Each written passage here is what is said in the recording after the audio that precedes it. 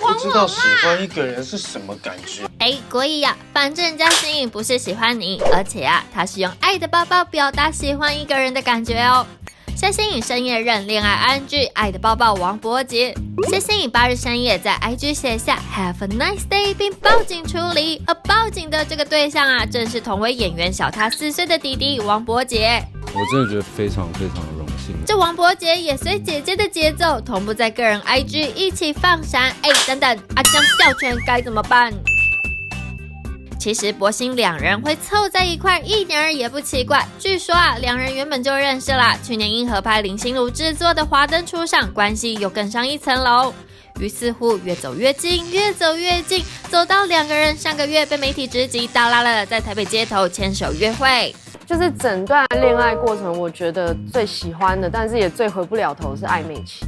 这谢欣颖对于感情印象是爱的坦荡荡，但也敢爱敢恨。她曾有个论及婚嫁的男友，但因为发现对方偷吃，于是火速退了恋情，之后与认识10年的大人哥 Mr. D 交往，但感情也只维持1年多就拜拜啦。好吧，既然跟圈外人都合不来，这次就与圈内的弟弟伯杰试看看。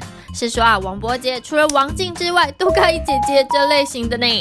恋爱本就无关年龄啊。好啦，在这祝福两位，邀请继续保持这么的甜蜜蜜哦。被误解也是演艺事业的有没有？我怎么有啊？真的吗？真的吗？你好棒吗？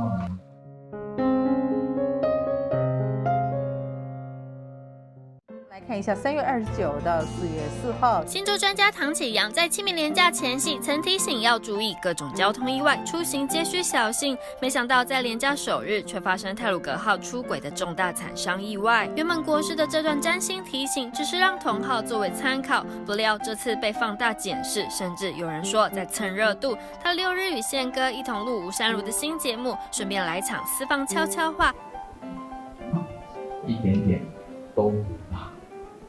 因为被误解也是演艺事业的一部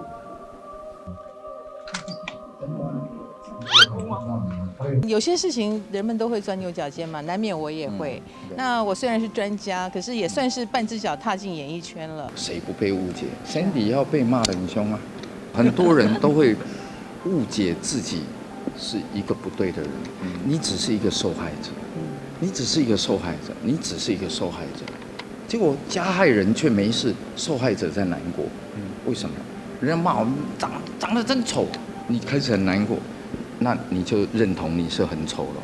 人家骂我很丑的话，我就打他，我就接受。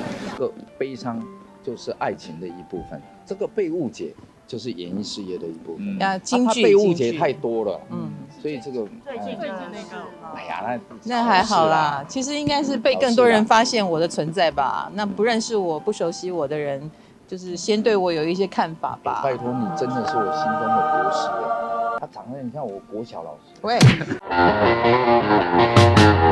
如果我没有做错什么，就没事啊。你真的纠结就看看我嘛。我没有纠结，好，那就好。因为我认识你那么久，我觉得你比较倒霉。我还好啊。